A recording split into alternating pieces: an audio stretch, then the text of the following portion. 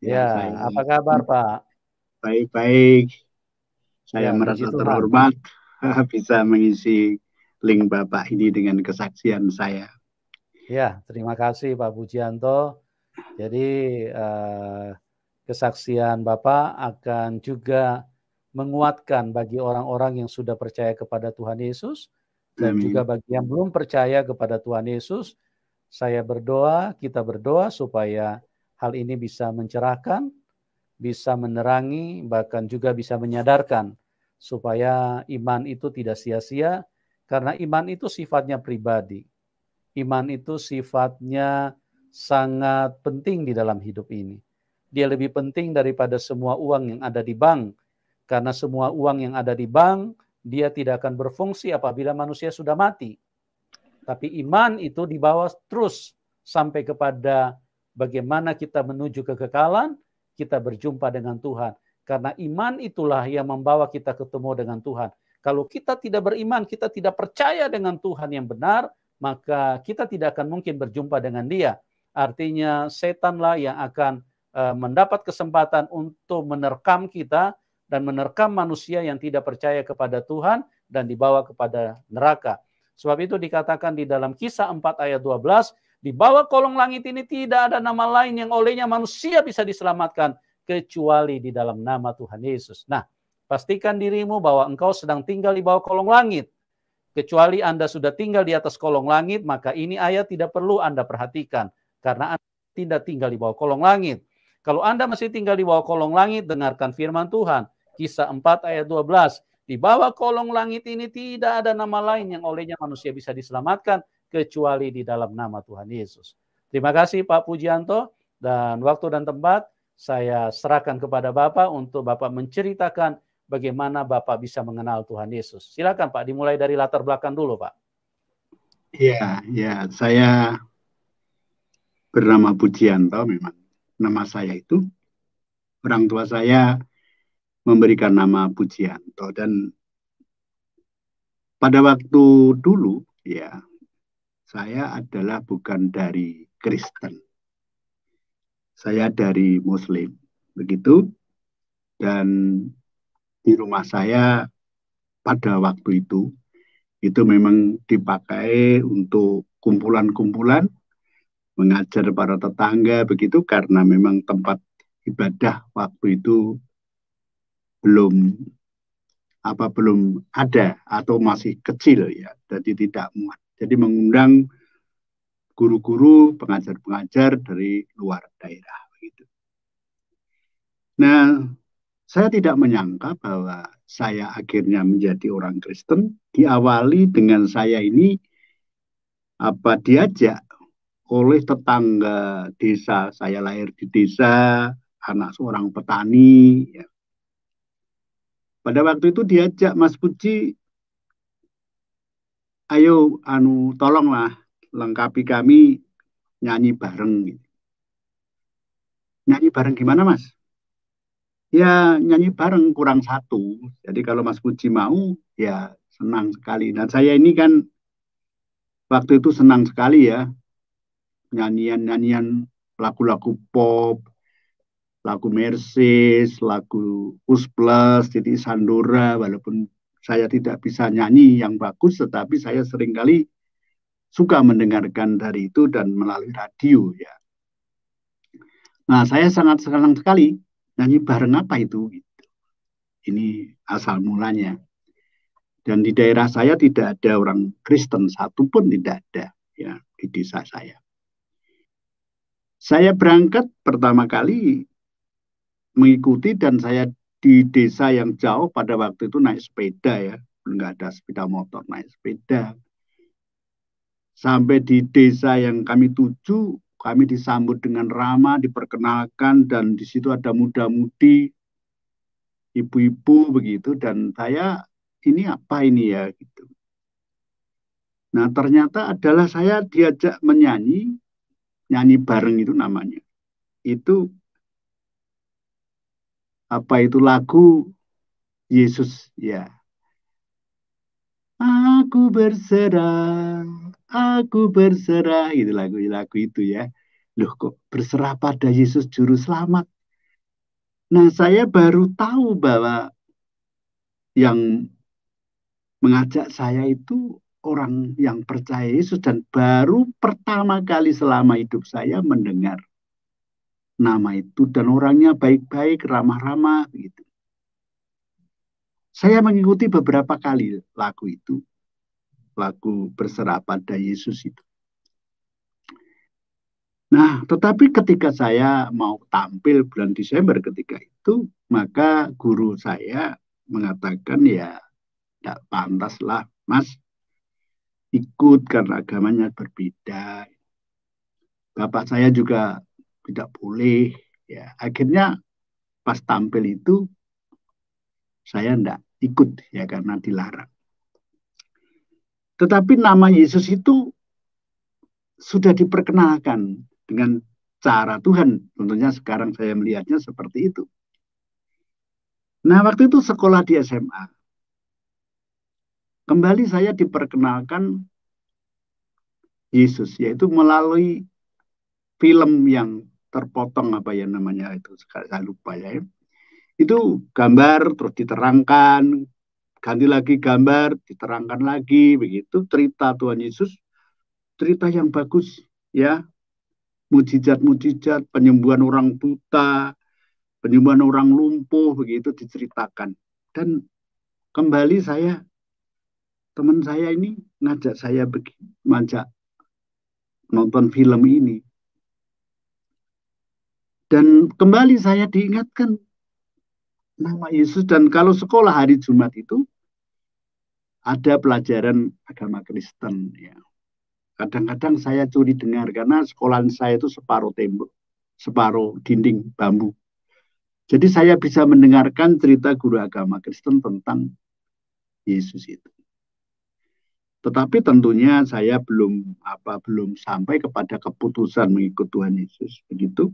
Walaupun saya sudah dengar, saya masih aktif di agama saya karena ya memang di rumah saya dipakai untuk belajar agama saya, agama lama saya.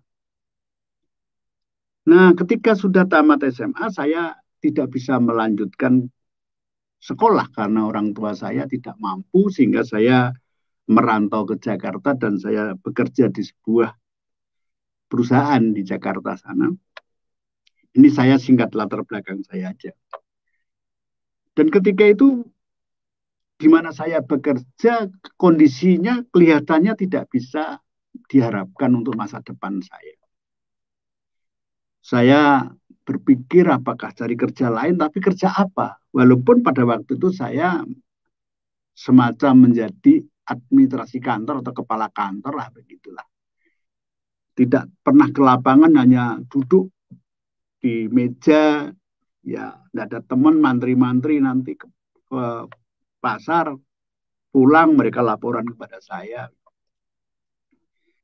Nah pada waktu itu saya di Jakarta itu di jembatan Hanjeling namanya. Waktu itu ya jembatan antara Grogol Roksi. Nah saya melihat buku yang ada di bawah, buku kecil, itu ada tulisan pertolongan dari atas. Ada gambar orang, itu ada domba diraih begitu. Tetapi pemahaman saya pada waktu itu adalah bahwa pertolongan dari atas itu adalah pendekatan terhadap orang-orang yang punya kedudukan tinggi begitu. Pejabat-pejabat ini, wah ini cocok untuk cari pekerjaan. Mungkin kunci-kuncinya bagaimana mendekati orang atas. Gitu. Nah saya pamit dengan teman-teman karena waktu itu di mes ya. Semua yang masih bujangan di mes. Saya pamit, wah ya agak dimarahi teman-teman. Kenapa masih sore kok pulang? Tetapi saya ingin membaca buku itu. Sampai di rumah, sampai di kantor, di mes kantor, saya buka apa itu kamar saya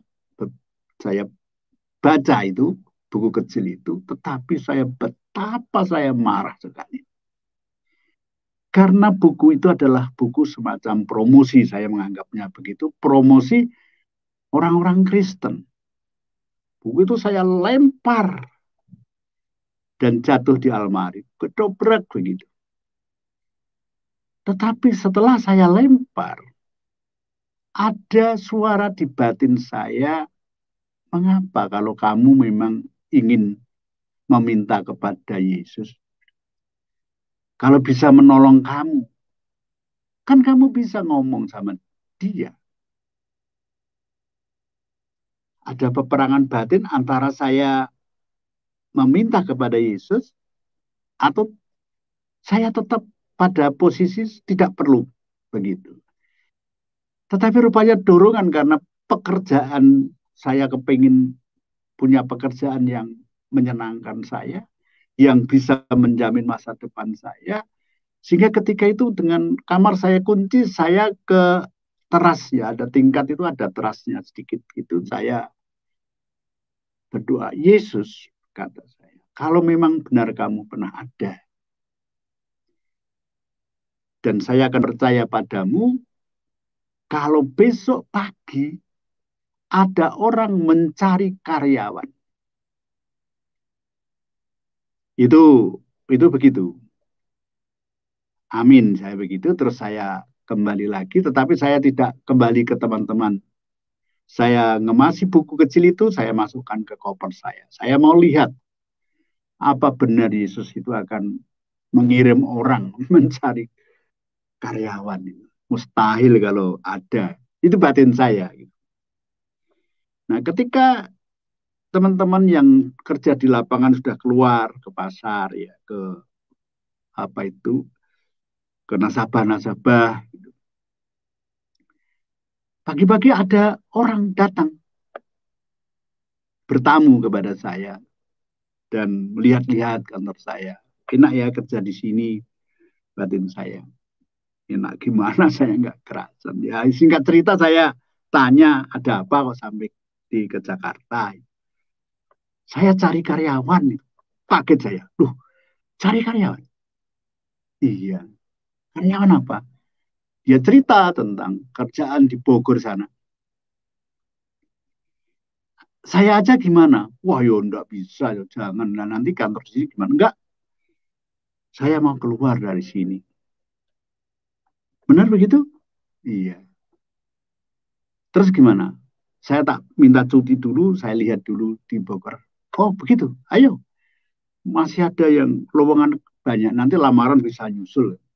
Saya ke Bogor. Singkat cerita, akhirnya saya senang. Saya tidak ditempatkan di kantor saya, tapi ditempatkan di lapangan, ya, menguasai pasar. Dan saya senang sekali di situ. Karena saya bergaul dengan banyak orang, ya, dengan bermacam-macam, saya bisa main, tidak terikat dengan angka-angka dan sebagainya. Nah, saya lupa kalau itu hasil daripada permintaan saya kepada Tuhan Yesus. Karena memang teman sekantor nggak ada yang Kristen juga, ya, jadi itu pengaruh juga. Tetapi Bapak Ibu, waktu itu saya mendengarkan radio dari Manila, FEBC. Wah, ini kok siaran Kristen ini gitu. Nah, saya bertanya gitu, bertanya, jawabannya kok pinter sekali gitu. Bahkan saya ketika perbandingkan dengan sejauh mana saya mengetahui agama lama saya, dijawabnya. Akhirnya saya penasaran. Saya akan bertemu dengan orang ini. Saya pergi ke Jakarta, saya sungguh bisa bertemu dan saya sungguh heran bahwa yang menjawab itu latar belakangnya adalah dari agama saya.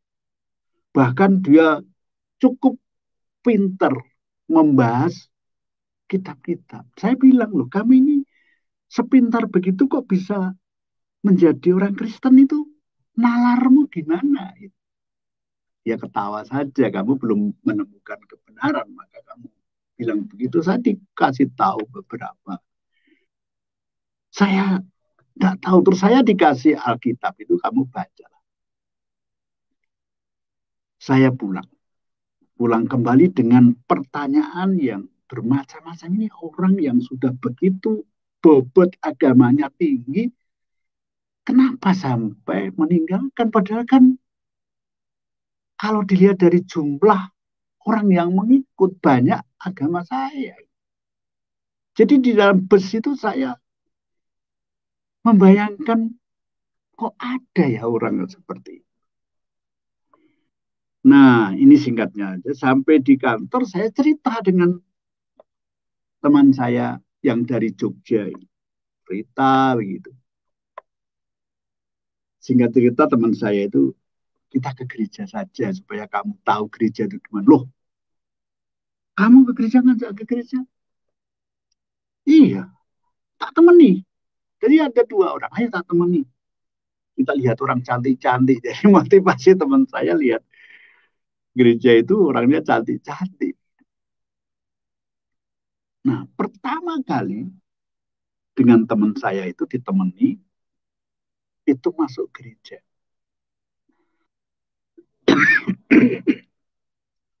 Gereja besar sekali di Bogor sana. Dan ketika masuk itu disambut, ada ramah sekali disambut, dan salah satu yang menggetarkan dada saya adalah bahwa fotonya itu ya, sekarang saya tahu namanya foto, damai sejahtera. Aduh, rasanya kalimat yang diucapkan pendeta itu menyejukkan sekali. Terlebih khotbahnya nggak ada kebencian sama sekali di situ, tentang kasih, memperhatikan dan sebagainya. Itu meresap di dada saya. Tetapi pada waktu itu karena memang saya tidak tahu ya, ditarik persembahan. Wah, saya belum menyiapkan itu. Bagaimana? Oh, kalau di gereja rupanya membayar ya. Kan setelah tahu mendengarkan khotbah membayar. Nah, teman saya bilang saya dikasih dengan cepat-cepat karena teman saya orang Jogja biasa katanya. Saya itu biasa main ke gereja karena kalau Natal kami diundang di Jogja kan begitu. Nah, rupanya teman saya menemani itu beberapa kali. Tetapi saya terus mulai tertarik. Terlebih keramahan sambutan, lantas hamba Tuhannya yang sekarang masih hidup ini, pendetanya sampai sekarang, itu menyikapi saya dengan baik. Tetapi pada waktu itu saya memang diuji. Kamu ke gereja itu tujuannya apa? Kenapa kamu beragama ini, kamu masuk sini? Saya cerita apa adanya. Terus salah satu kalimat dari Pak Pendeta ini, yang di gereja saya disebut Boksu, mengatakan begini, kamu puji, kamu sudah dipilih. Bapak Ibu, istilah dipilih ini memang menjadi pergumulan saya. Dipilih, apakah benar saya sudah dipilih? Garis saya itu memang menjadi orang Kristen, begitu ya ceritanya. Nah, setelah itu saya memang tidak lagi apa ya, ya ada kekecewaan, ada sesuatu hal begitu karena gereja ada orang yang berani sampai menipu hamba Tuhannya, ternyata kekristenannya sama saja dengan agama saya begitu ya. Terus saya tidak lagi, agama lama saya tidak lakukan, agama Kristen saya ya tidak lakukan, jadi tidak pernah ke gereja, tapi saya begadang ya di kota Bogor. Malam nanti pergi, terus ya ke kafe, minum, ke ini begitu. Nah, rupanya saya harus sakit. Sakit, paru-paru saya basah. Dan rupanya memang nggak bisa untuk diajak bekerja di lapangan. Ditarik ke kantor, tapi juga napas saya tersengal-sengal ya, nggak bisa. Terakhirnya oleh pimpinan, saya diminta pulang kembali. Nanti kalau sembuh boleh kembali, tetapi sekarang dirumahkan dulu, berobat dulu, dan diberi pesangon 3 bulan gaji begitu. Sampai di rumah ya memang saya tidak bercerita bahwa saya ke gereja dan sebagainya. Saya dibawa ke dukun ya, tetapi nggak pernah ketemu, penyakitnya nggak pernah sembuh, dan akhirnya ada salah satu saudara yang jauh, ya, itu dulu perawat di sebuah rumah sakit Kristen di Jogja. Dia katakan kepada bapak saya, kalau anak ini tidak dibawa ke rumah sakit ini, anak ini mesti mati. Saya udah kurus, ya, udah kurus, kering. Dan akhirnya bapak saya setuju, tapi kita ini kan orang nggak punya, terus di sana nanti gimana? Taruh aja, adalah nggak usah ditunggu lah. Lalu orang menunggu itu kan juga makannya nanti gimana? Saya memang waktu datang ke sana diperiksakan langsung sama dokternya disuruh mondok. Bapak Ibu rasa sendirian, memang tidak ada yang menjaga, bapak saya pulang dan sebagainya. Saya diisolasi di rumah sakit itu. Nah pada waktu itu ada seorang yang datang. Di, bapak itu masukkan di ruang saya menjadi teman saya dan dua orang itu dan kami ngobrol sakit apa dan sebagainya. Dan saya kalau ngomong itu satu kata naik napas, satu kata naik napas karena memang sesek sekali itu. Tetapi ketika jam 10 malam, orang itu tiba-tiba muntah. Putih dari telinga keluar, dari hidung keluar, mulut keluar, dan tidak bisa ngomong apa-apa, memandang saya, dan saya bel perawat, ya ada bel. Perawat. Perawat datang, mencoba diselamatkan, tetapi orang itu meninggal. Disitulah saya ada pertanyaan, kalau saya nanti meninggal itu kemana? Saya mencoba membaca ayat-ayat yang saya hafal di agama saya. Dan setiap hari Sabtu itu ada di rumah sakit itu ada tim kur nyanyi vokal grup begitu, saya nggak tahu kalau vokal grup dulu.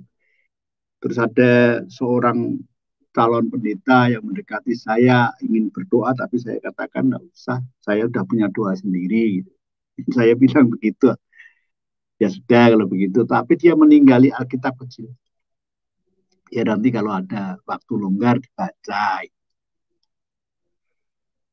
Terus berikutnya lagi ada yang datang lagi. Kalau saya dipindah kamar, tapi ada yang datang lagi. Masih muda lagi. Datangnya malam lagi. Sakit apa Bapak ini, kelihatan masih sehat, gemuk begitu kok sakit. Ya dia tidak bisa cerita, tapi ya memang dia tiba-tiba pingsan saja terus dibawa ke rumah sakit itu.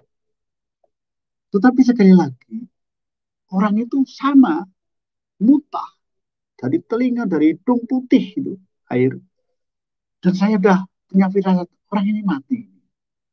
Dan benar, mati. Entah karena apa, membawa mayatnya ke kamar mayat itu lama sekali. Sehingga dari jam 10 itu, kalau tidak salah sampai jam 3, saya tidur bersama mayat. Tidak takut saya, karena saya sudah mempersiapkan kalau saya harus mati. Cuman pertanyaannya kalau mati saya kemana. Nah pada waktu itu sudah selesai begitu, saya sudah bingung. Bapak saya datang, saya tidak sudah 2 bulan lebih di rumah sakit. Dan menurut bapak saya ketika itu, ketika saya sudah sembuh itu, bapak saya sudah melihat bahwa tanda-tanda kematian saya sudah ada. Makanya bapak datang tanya kalau beli peti mati itu di mana, terus nanti membawa mayatnya seperti apa, begitu katanya. Nah saya rasanya mau berdoa. Tetapi ketika itu saya baca-baca gitu.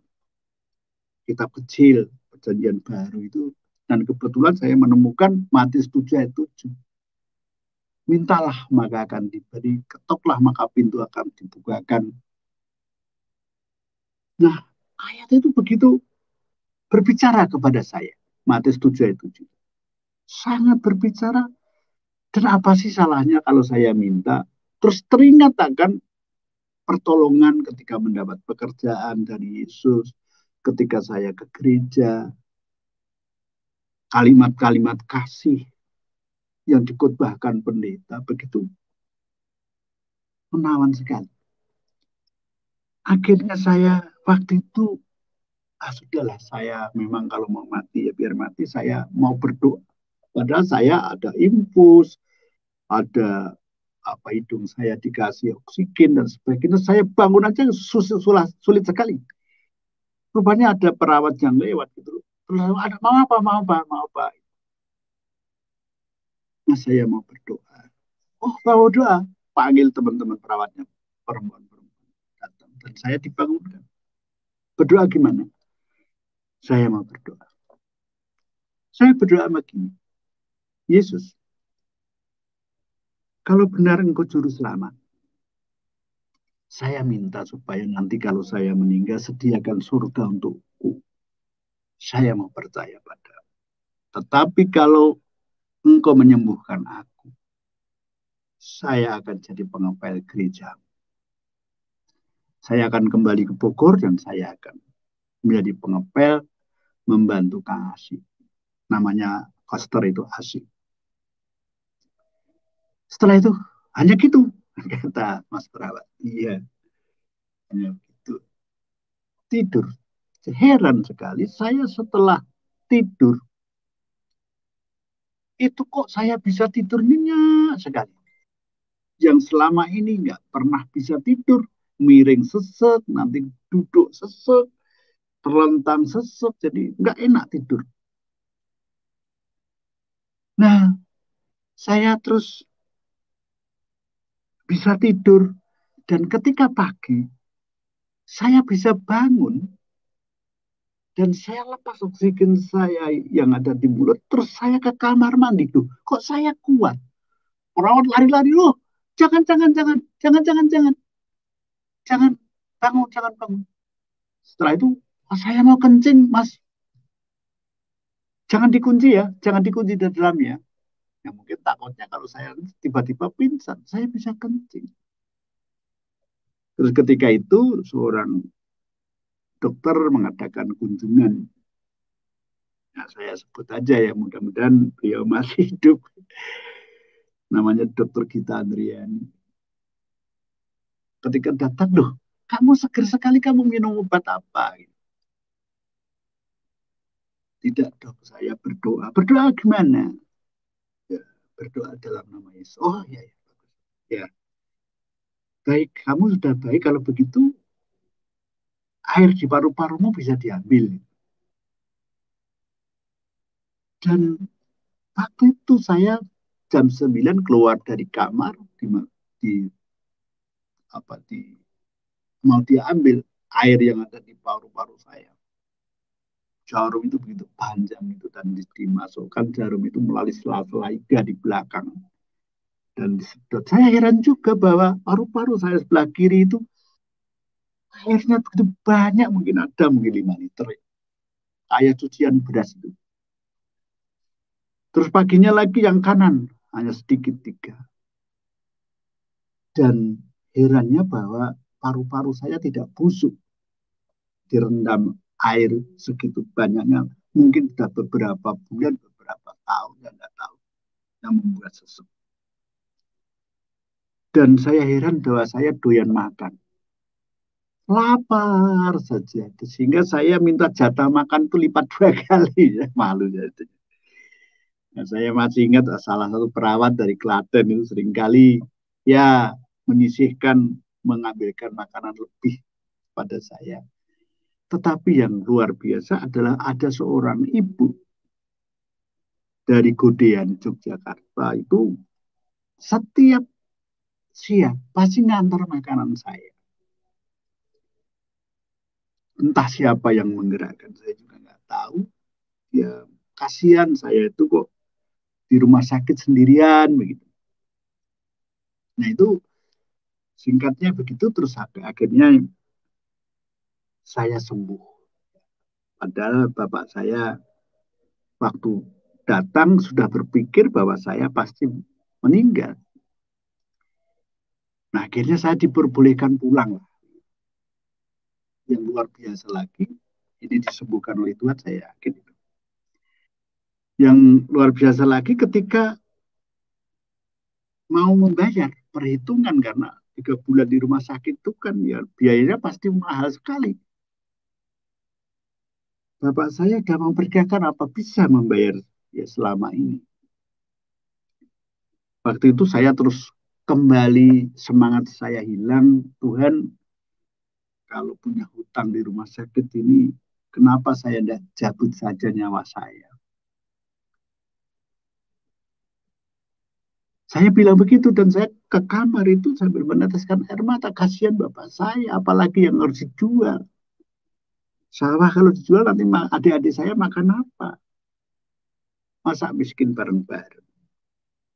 Tetapi ketika itu bapak saya panggil, Puji, bangunlah. Kenapa, Pak? Siapa yang membayar rumah sakit itu? Loh, saya tidak tahu, Pak. Ya itu sudah lunas gitu kok. Ini malah ada kembaliannya. Rupanya kalau saya sekarang melihatnya, Allah sedang bekerja di dalam hidup saya. Saya pulang dan saya terus ke Bogor, saya berlutut di depan mimbar itu, saya ingin jadi koster gereja, memang jadi saya seperti itu. Tetapi rupanya Kang Asih bilang begini, Mas, ya kan bilang sama Boksu, kalau mau jadi koster membantu saya senang kok dibantu ya. Tapi ya ini kan namanya pekerjaan, jadi kan tidak bisa pekerjaan hanya dibantu-bantu begitu, nanti saya kan yang dibayar.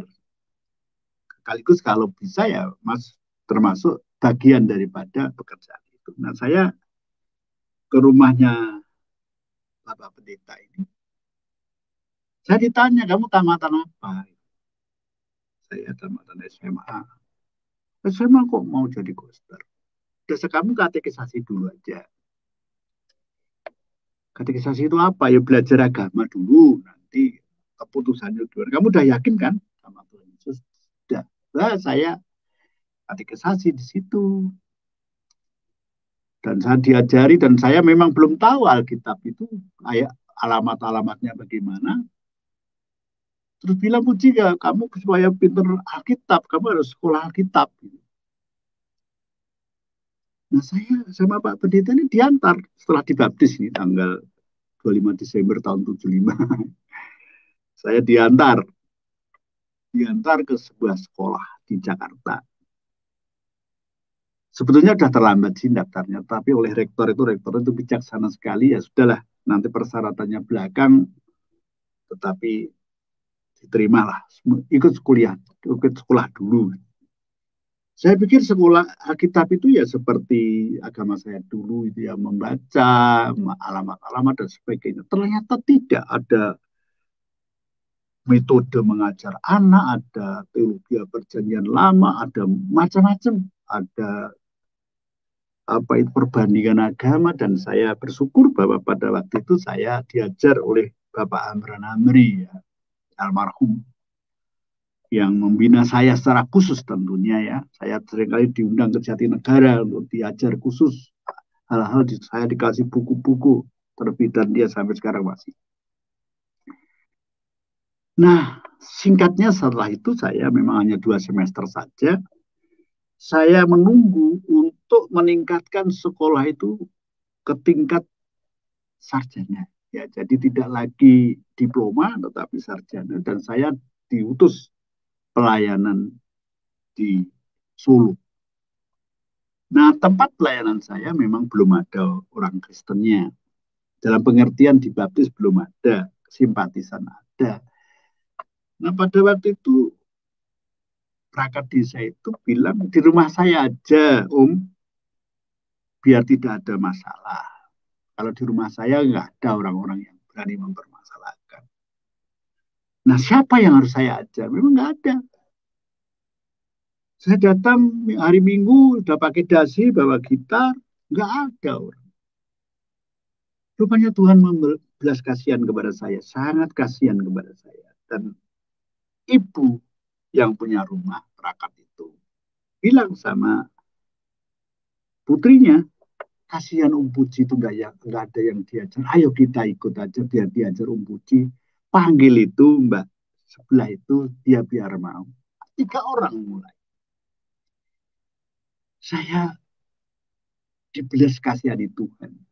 Walaupun saya pelajaran rasanya baru 2 semester sekolah Alkitab. Tetapi pekerjaan Tuhan yang saya lihat itu luar biasa. Saya punya ide mendirikan taman kanak-kanak yang sampai sekarang masih ada.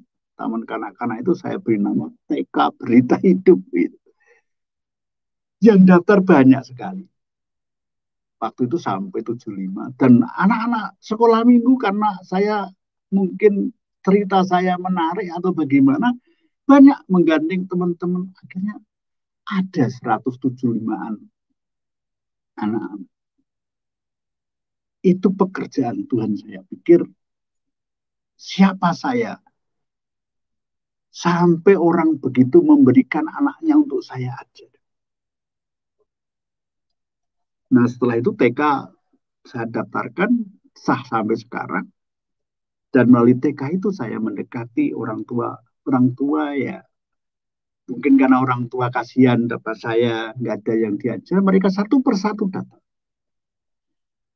Dan waktu itu singkatnya sekitar ada 99 orang yang sudah dikatakan ya signifikan menurut saya. Tetapi ketika itu ada Bapak Pendeta yang lain yang baru saja wafat, ya itu dia bilang begini, kalau kamu hanya diploma saja nanti gimana? Apakah tidak melanjutkan sekolah lagi?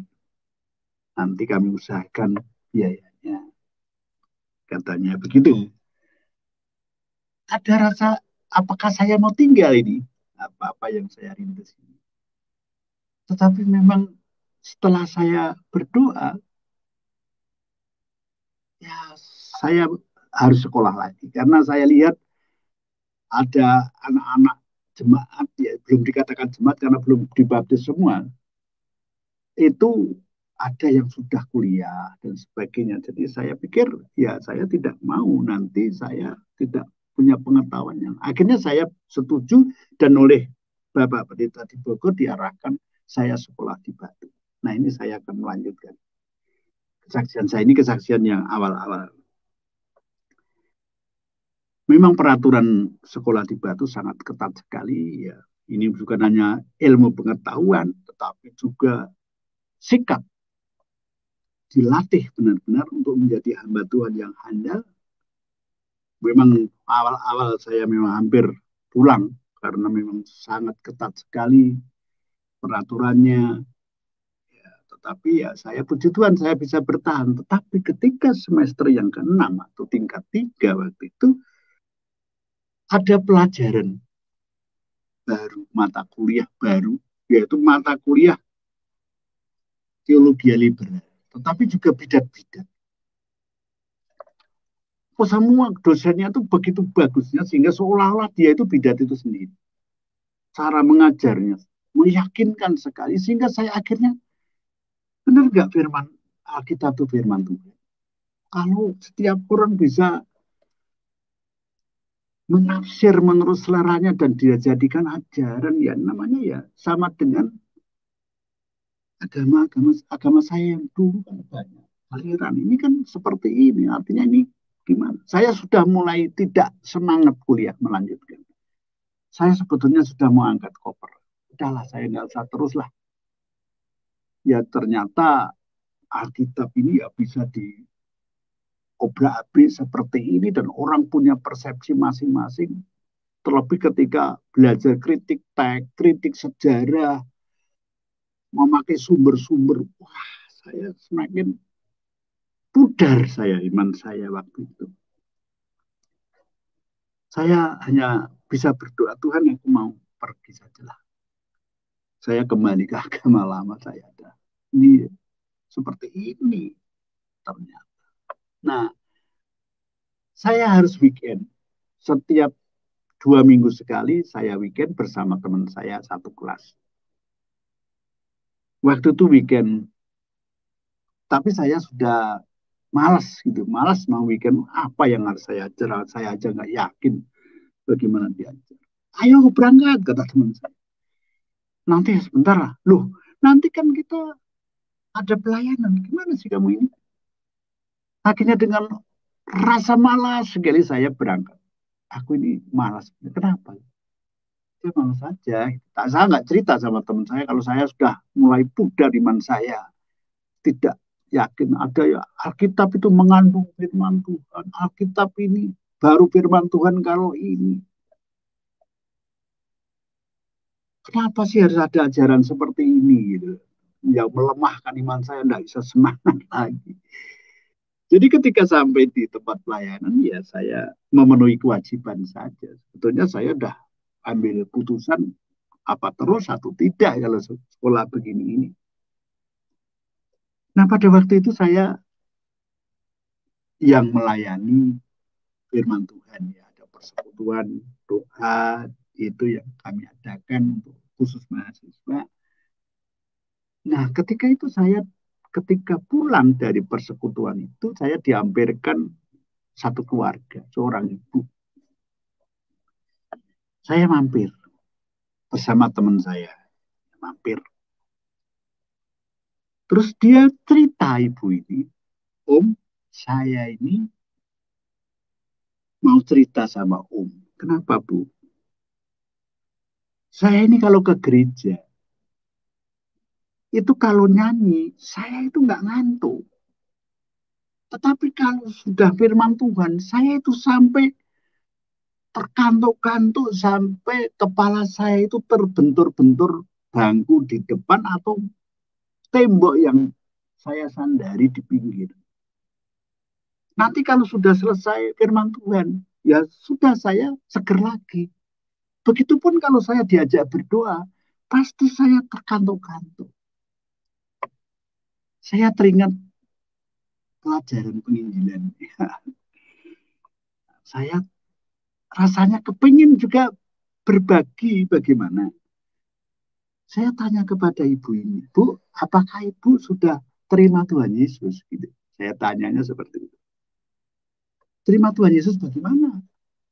Om, ya terima Tuhan Yesus. Gimana caranya?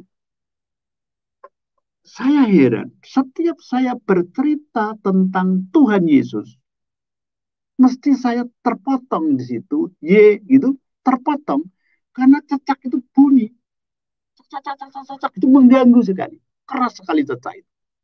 Nanti kalau bicara tentang Yesus lagi, cecak itu bunyi lagi. Teman saya itu berdoa, jadi yang jadi juru bicara saya, teman saya ini memang luar biasa. Saya berterima kasih sekali sekarang udah almarhum. Oh itu berdoa dia terus berdoa mendoakan pembicaraan saya. Nah akhirnya mungkin rupanya terganggu sekali. Teman saya itu dalam nama Yesus cetak diam kamu begitu. Kaget saya. Wah, apa itu? Dan cecak itu hilang, jatuh. Dak. Entah cecak itu mati atau enggak saya enggak tahu. Tapi terus terdiam. Akhirnya ibu itu bisa menerima saya. Menerima Tuhan Yesus. Tetapi sekali lagi sebelum menerima, ibu itu seperti matanya menjadi merah. Mukanya juga merah. Langsung, hei, siapa kamu anak muda berani-berani? Kamu siapa? Saya kaget. Ibu ini kok jadi seperti ini. Kayaknya rambut itu berdiri dia.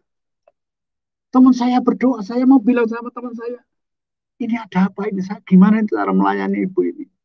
Tetapi teman saya berdoa saja. Dia berdoa terus.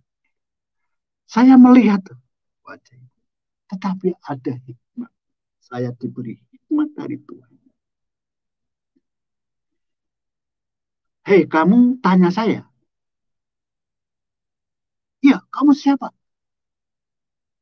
Jangan tanya saya. Tanya ya, mengutus saya itu siapa? Siapa yang mengutus kamu? Atau yang mengutus saya Yesus Kristus. Orang itu ketika saya nyebut nama Yesus Kristus. Langsung jatuh. Dek. Dan jatuh itu di depan kaki saya. Jadi kayak orang menyembah. Oh, aku takut. Terus timbul dialog. Bangun lagi. Tetapi tidak berani melihat mata saya. Tadi matanya merah melihat saya. Sekarang enggak melihat. Dia bilang sama saya begini. Kamu tahu bahwa ibu ini sudah berjanji sama saya. Ketika di dunia saya menjadi pembantunya. Tetapi nanti kalau sudah di alam sana, dia adalah membantu saya. Kembali saya punya hikmah. Ibu ini bukan milikmu. Dan ibu ini bukan miliknya dia juga. Ibu ini miliknya Tuhan Yesus. Kalau kamu mau minta dia, mintalah izin sama Tuhan Yesus. Boleh enggak? Jatuh lagi. Seperti orang kepanasan. Saya semakin dikuatkan pelan-pelan hati saya. Ih, benar ini firman Tuhan. Terus teman saya nyanyi. Dalam nama Yesus, dalam nama Yesus. Wah, jangan nyanyi, jangan nyanyi, jangan nyanyi. Orang kampung melihat, ada apa ini gitu. Orang kampung melihat, tapi tidak berani melihat. Karena katanya ibu ini terkenal sakti. Wah, tetap menyanyi. Sekarang saya minta kamu keluar dari itu. Ini pergi dalam nama Yesus. Bagaimana dengan janjinya? Karena ibu ini untuk mendapatkan saya. Itu harus 7 bulan makan sak dalamnya ini, sak dalamnya genggaman ini. 7 bulan. Dan tidak mudah perjanjiannya. Apa hanya hapus? Saya tidak tahu. Saya bilang gitu. Saya tidak tahu perjanjian. Yang penting kamu bilang sama yang memiliki ibu. Itu saja. Yesus Kristus. Silahkan. Aku hanya utusan. Saya hanya hambanya. Langsung jatuh lagi. Pelayanan itu lama sekali. Dan akhirnya setelah tawar-menawar dan saya tetap bersitegang, saya tidak mau tawar-menawar. Kamu harus pergi tanpa syarat. Itu saja. Dalam nama Yesus, saya minta. Dan saya akan menyanyi lagi. Teman saya akan menyanyi, saya akan menyanyi. Kamu biar kepanasan. Karena saya melihat kalau teman saya menyanyi, itu seperti apa itu? Seperti orang kebakar. Tadi menggeliat-menggeliat. Akhirnya singkatnya adalah bahwa ibu ini, roh itu yang namanya katanya utusan dari Ratu Selatan, ya saya nggak tahu Ratu Selatan yang bagaimana, yang bernama Gugusan Suci katanya. Anak muda, hati-hati, saya akan pergi. Kata dia mengancam begitu. Saya akan keluar, tapi hati-hati kamu. Silahkan kamu mengancam aku. Aku punya apa itu punya Tuhan dan Tuhan itu yang memiliki aku. Siapa yang punya kamu? Yesus Kristus. Kembali dia jatuh. Saya baru mengerti kuasa nama Yesus itu luar biasa seperti itu. Pelan-pelan saya kembali percaya bahwa Alkitab itu benar. Alkitab itu firman Tuhan yang menceritakan tentang Yesus Kristus. Dan dalam pelayanan saya ditumbuhkan semangat kembali. Saya harus selesai kuliah ini dan saya harus melayani Tuhan dengan sungguh-sungguh. Tuhan mengasihi saya. Dan Bapak itu begitu sukacitanya ketika ibunya sekarang bukan jadi orang sakti, jadi ibu biasa. Yang selama ini dia adalah pembantunya. Kalau pas dia sedang dirasuki roh itu. Nah Bapak itu, ibu itu kesaksian saya ya. Jadi perjalanan kesaksian saya yang dipulihkan kembali iman saya. Dan nanti setelah tamat sekolah nanti ada keajaiban lagi di mana Tuhan memimpin saya. Nah itu dulu saja kesaksian saya Pak Yusuf. bagaimana Tuhan memulihkan iman saya setelah belajar teologi yang macam-macam ya. Jadi sampai tidak percaya lagi bahwa Alkitab itu firman Tuhan, karena yaitu doktrin-doktrin teologi yang bermacam-macam, bidat-bidat, teologi liberal. Tetapi saya senang bahwa saya belajar itu untuk pengetahuan, tetapi tetap bahwa Alkitab adalah firman Tuhan, dan di dalam Alkitab ada kuasa Yesus ada di dalamnya. Dan berbahagialah bagi orang yang percaya Yesus karena disertai dengan kuasa di dalam kehidupannya. Terima kasih Pak Yusuf, ini kesaksian saya, Tuhan kiranya memberkati. Haleluya. Ya, puji Tuhan, luar biasa sekali Mbak Puji mengalami kuasa Tuhan yang sangat nyata, bagaimana bukan hanya disembuhkan dari penyakit yang mematikan pada waktu itu, tapi juga biaya rumah sakit juga dibayarkan oleh Tuhan secara supranatural. Itulah Tuhan yang benar. Tuhan yang menyatakan kuasanya kepada manusia. Karena kalau kita bilang Tuhan yang maha kuasa tetapi kita tidak mengalami kuasanya, maka saya ragu itu perkataan bisa bersifat asumsi atau bisa bersifat karangan manusia. Karena kita mengatakan Tuhan maha kuasa tetapi dia tidak menyatakan kuasanya. Tapi kalau yang dialami oleh Pak Puji, artinya memang benar bahwa Tuhan Yesus itu memang Tuhan yang maha kuasa. Dan artinya itulah yang dikatakan oleh firman, bahwa firman itu adalah pedoman, penuntun kita.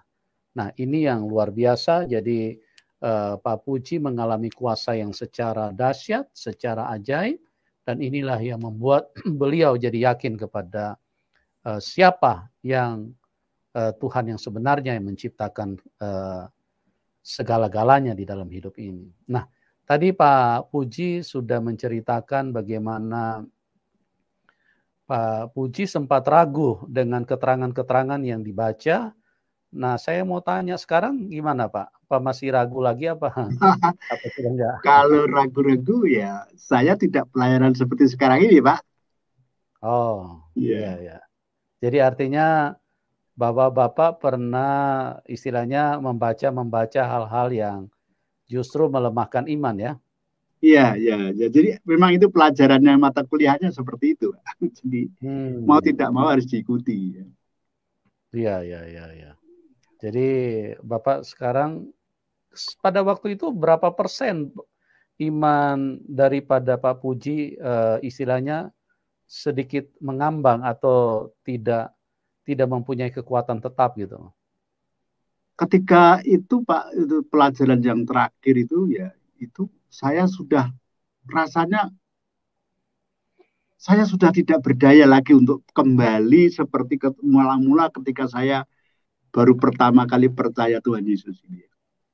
Jadi ya memang sudah mau angkat koper, ya sudah mau pamit, pokoknya sudah nggak saya lanjutkan. Gitu. Bapak sempat belajar di mana waktu itu Pak? Di Batu Pak, di Batu. Oh gitu ya. Saya tidak sebut sekolah saya. Iya, memang tidak perlu menyebutkan sekolahnya Pak, karena itu sesuatu yang pribadi ya, karena ini kita publikasi. Dan itu memang teman-teman harus hati-hati. Jadi karena ada begitu banyak yang mengatasnamakan kebenaran, begitu banyak lembaga-lembaga yang menyuarakan tentang Tuhan, tapi pada dasarnya mereka sedang membuat kita menjadi jauh dari Tuhan dan menjadi tidak percaya Tuhan. Dan Pak Puji ini adalah orang juga yang mengalami hal tersebut. Oleh sebab itu perhatikanlah setiap apapun yang hendak engkau jalani atau apapun yang sedang kau tekuni. Jangan sampai imanmu itu menjadi salah jalan. Artinya engkau tidak berpercaya kepada Tuhan yang benar, justru engkau mempercayai terhadap keterangan-keterangan yang tidak benar. Karena di dalam dunia ini seperti yang saya katakan, ada dua kuasa. Satu Tuhan yang benar, dan dua adalah setan yang terus menghancurkan, yang terus ingin membuat manusia jangan percaya kepada Tuhan. Oleh sebab itu dari kebenaran-kebenaran Injil yang kita dengar, maka tidak bisa dibantah bahwa Tuhan Yesus itu adalah Tuhan yang benar. Tuhan yang dikatakan dia maha kuasa, Dikatakan dia maha pengasih, maha baik, kasih sayangnya. Bahkan Allah itu adalah kasih, dan itulah yang dinyatakan oleh Tuhan Yesus di dalam hidup kita. Dan kebenarannya juga tidak bisa dibantah. Maka dari ayat-ayatnya kita bisa mengenal. Tuhan Yesus berkata, kasihilah musuhmu dan berdoalah buat mereka. Mintalah berkat buat mereka. Tidak mungkin ini pikiran manusia. Tidak mungkin ini perkataan manusia. Karena mengasihi musuh artinya kita ingin supaya orang lain semua jadi baik. Orang lain semua bisa mendapatkan kebaikan di dalam hidup ini. Siapa dia? Itulah Tuhan yang benar, Tuhan yang baik. Karena kalau Tuhan yang jahat, itulah iblis yang selalu menghendaki supaya manusia saling membenci. Hidup di dalam kekerasan, karena iblis selalu menghadirkan pertikaian, perselisihan, iri hati, kebencian, amarah, dan akan bermuara di dalam kebencian. Dari kebencian yang semakin menumpuk, maka itu akan menghasilkan pembunuhan. Ya, makanya dikatakan firman Tuhan, orang yang tidak mengasihi saudaranya, dia adalah pembunuh manusia. Ya, itu kebenaran firman Tuhan. Jadi, karena apa? Karena kalau dia tidak mengasihi, maka yang ada di dalam hidupnya adalah kebencian. Dia membenci dan terus membenci. Sama yang terjadi dengan Kain dan Habel, manusia awal daripada Adam dan Hawa. Bagaimana satu memelihara kebencian karena dia hidup bersama setan, tapi dia tidak sadar. Dia pikir dia sedang memuaskan hidupnya karena dia tidak suka kepada adiknya. Dia pelihara kebencian itu. Dan semakin memuncak kebencian itu, maka kasih Tuhan hilang. Kasih dan kebencian, Tuhan dan setan. Jadi kalau kasih Tuhan sudah menghilang dari dalam hidup seseorang, maka kebencian itu akan menguasai dan kebencian itu akan menghasilkan kematian. Dan itulah yang dilakukan oleh iblis. Makanya Tuhan Yesus berkata di dalam Yohanes 8 ayat 44, iblislah yang menjadi bapamu dan engkau membunuh. Iblis itu adalah pembunuh manusia sejak semula. Oleh sebab itu, mari kita pastikan iman kita, bahwa iman kita adalah iman yang benar, iman yang tidak salah, karena kita harus berjumpa dengan Tuhan yang benar, Tuhan yang mengasihi hidup kita semua. Pak Puji, terima kasih buat kesaksian yang luar biasa, dan doa kami buat Bapak dipakai Tuhan, tetap menyala-nyala untuk berbagi di dalam hal-hal yang Tuhan sudah berikan dan nyatakan kepada Bapak. Ya, dan teman-teman yang diberkati boleh dukung Pak Puji. Pak Puji saat ini sedang aktif-aktifnya di dalam pelayanan Injil. Bagaimana beliau bukan hanya memberitakan Injil di tempat-tempat tertentu, tapi banyak pemberitaan Injil itu dilakukan lewat publikasi, lewat radio dan lain-lain. Ya, bagi teman-teman yang diberkati boleh dukung hambanya supaya apa yang beliau lakukan bisa memenangkan jiwa. Jadi kuasa Tuhan yang dinyatakan kepada seseorang itu bukan hanya untuk diri sendiri. Pak Puji disembuhkan, Pak Puji ditolong dengan mujizat-mujizat yang luar biasa, maka Pak Puji sekarang sebagai terima kasih kepada Tuhan, beliau memberitakan Injil dengan semangat, dan begitu giat, dan teman-teman yang ingin mendukung silakan. Oke? Nomor rekening beliau kami taruh di layar deskripsi. Dan terima kasih juga buat semua teman-teman yang sudah bergabung. Doa kami buat Anda semua. Tuhan Yesus memberkati kita semua dan kita akan berjumpa di program selanjutnya dan salam kemenangan. Amin.